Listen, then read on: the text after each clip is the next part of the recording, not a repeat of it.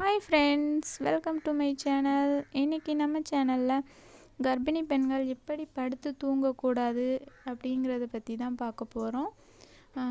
நம்ம கர்ப்பமாக இருக்கிறோம் அப்படின்னு நம்மளுக்கு தெரிஞ்ச உடனேயே நம்ம எப்படி இருக்கணும், எப்படி இருக்கக்கூடாது அப்படிங்கிறத நல்லா கேர்ஃபுல்லாகவே நம்ம நடந்துக்கிடணும். அதில் முக்கியமானது நம்ம படுக்கும்போது எப்படி தூங்கணும், எப்படி இருக்கணும் அப்படிங்கிறது தான். இப்போ 3 மாதம் வரைக்கும் நம்மளுக்கு வயிறு தெரியாது.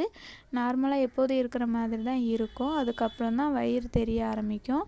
அப்படி இருக்கும்போது நம்மளுக்கு தான் வயிறே தெரியலையே அப்படிங்கிறனால சில பேர் குப்பரை படுப்பாங்க, மல்லாக்க படுப்பாங்க, உருண்டு படுப்பாங்க, அங்கேயும் இங்கேயும் உருண்டு படுப்பாங்க, பிரண்டு அந்த மாதிரிலாம் படுப்பாங்க. அதெல்லாம் செய்யவே கூடாது.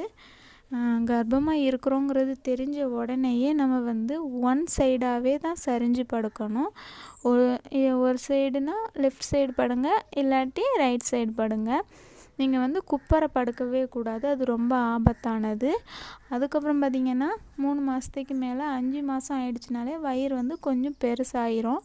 அப்படி இருக்க டயத்தில் நம்ம மல்லாக்க படுக்கவே கூடாது.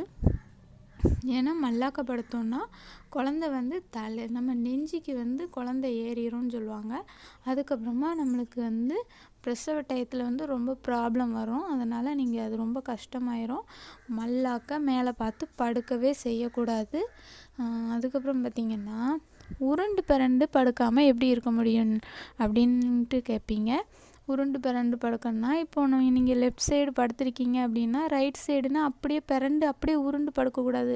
ரைட் சைடுக்கு நீங்கள் ஒரு கையை ஊனி எழுந்திருச்சு அதுக்கப்புறமா ரைட் சைடில் திரும்பி அதுக்கப்புறமா கையை மெதுவாக ஊனி அதுக்கப்புறம் தான் நீங்கள் படுக்கணும். ஏன்னா நீங்கள் 5 மாதத்துக்கு மேலே ஆயிடுச்சுனாலே நம்மளுக்கு குழந்த பாதி வளர்ச்சி வந்துடும், பெரிய குழந்தையாக வளர்ந்துடும்.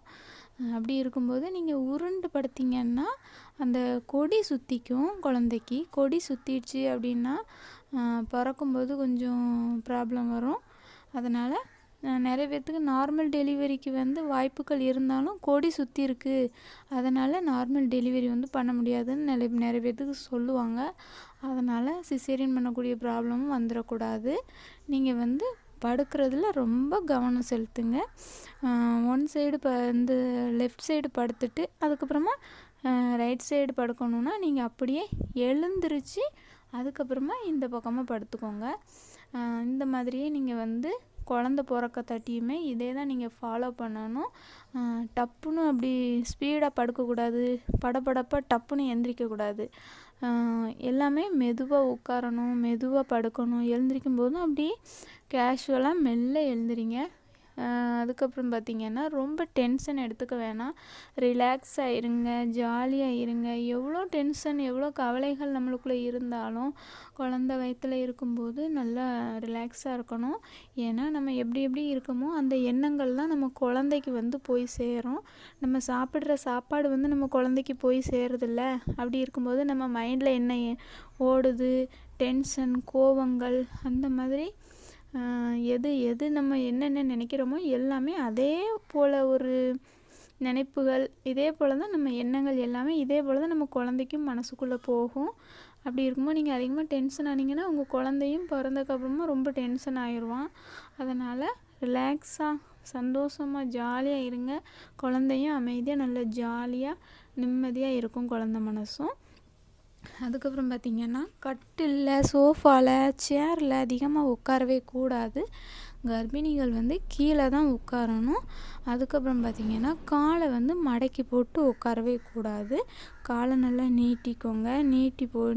நீட்டி உட்காந்துட்டு அதுக்கப்புறமா செவுத்தில் சாஞ்சிக்கோங்க. ஒரு தலகாணி ஏதாவது பின்னாடி முதுகில் சாயறதுக்கு வச்சுட்டு செவுத்தில் சாஞ்சி காலை நீட்டி நல்லா ஃப்ரீயாக உட்காருங்க. ரொம்ப காலை மடக்கி போட்டு இறுக்கி பிடிச்சால வயிறு ஃப்ரீயாக இருக்கணும். ஃப்ரீயாக இருந்தால் தான் அந்த குழந்த நல்லா மூச்சு விடுறதுக்கு நல்லா இருக்கும். வயிற்றுக்குள்ளேயும் நல்லா ஃப்ரீயாக அந்த பனிக்குடத்து நீரில் நல்லா ஃப்ரீயாக சுற்றி வரும். அதுக்கப்புறம் தான் நம்மளுக்கு தலை இறங்குறதுக்கும் நல்ல வாய்ப்பாக இருக்கும். கீழே உட்காந்துட்டு நல்லா கையை ஊனிட்டு எழுந்திரிங்க. இந்த மாதிரி உட்காந்துட்டு எழுந்திரிக்கிறது ஒரு எக்ஸசைஸ் மாதிரி நம்மளுக்கு நார்மல் டெலிவரி ஆகிறதுக்கு ரொம்ப ஹெல்ப்பாகவே இருக்குது. ஓகே ஃப்ரெண்ட்ஸ், இந்த வீடியோ பிடிச்சிருந்துச்சின்னா நம்ம சேனலுக்கு ஒரு லைக் பண்ணுங்கள், ஷேர் பண்ணுங்கள், மறக்காமல் சப்ஸ்கிரைப் பண்ணுங்கள்.